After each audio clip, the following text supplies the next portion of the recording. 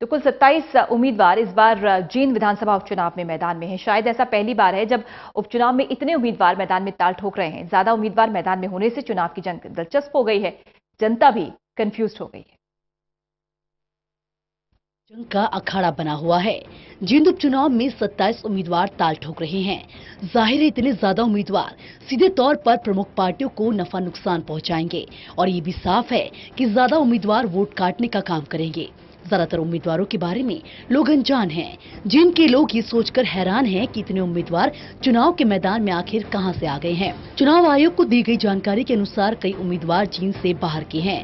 कांग्रेस से जुड़े रहे अंशुल सिंगला भी मैदान में हैं, तो वहीं जेजेपी से जुड़े रहे अशोक गोयल भी मैदान में हैं। दिग्विजय चौटाला निर्दलीय उम्मीदवार के तौर पर चुनाव लड़ रहे हैं, क्योंकि जेजेपी का अपना चुनाव चिन्ह नहीं है। 27 में से 21 उम्मीदवार जींद के रहने वाले हैं।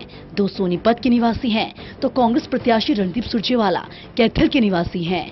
दिग्विजय सिंह चौटाला सिरसा के निवासी हैं। इनेलो प्रत्याशी उमेश सिंह रीणु जींद से हैं। बीजेपी प्रत्याशी कृष्ण मिड्डा जींद से हैं। 2 उम्मीदवार सोनीपत से, तो एक उम्मीदवार भिवानी और हिसार से है। इतनी भारी संख्या में उम्मीदवारों के मैदान में रहने पर जींद की जनता भी हैरान है। कई उम्मीदवारों को जींद की जनता न जानती है न पहचानती है। उम्मीदवारों की संख्या ज्यादा होने से मतदाता भी उलझन में है कि आखिर इतने उम्मीदवार किस मकसद से जींद के चुनावी मैदान में उतरे हैं। 27 कैंडिडेट में से यहाँ सिर्फ 6 चेहरे जान पहचान के हैं। बाकी का तो यही नहीं पता किस कैंडिडेट कहाँ से आगे। कोई राजनीतिक उनका पृष्ठभूमि भी नहीं दिखती, कभी फील्ड में भी नहीं दिखते। मैं 77 से इलेक्शन देख रहा हूँ। अब की बार पता ना इतने कैंडिडेट कहाँ से आगे, अनजान चेहरे। ये जो पार्टियां हैं इनका नाम पहले कभी सुना था?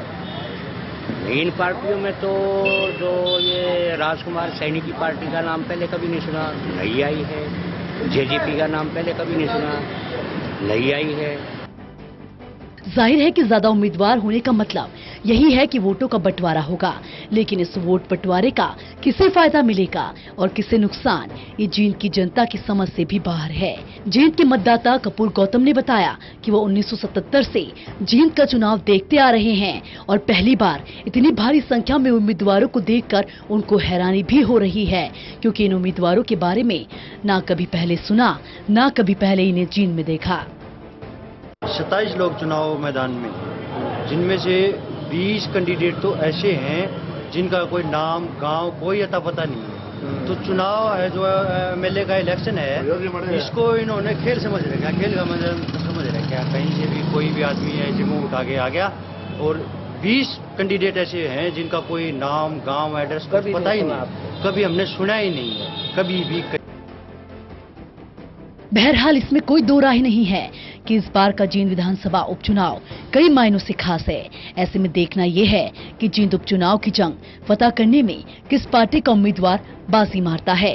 रमेश सिंह रोहा, टोटल न्यूज़, जींद।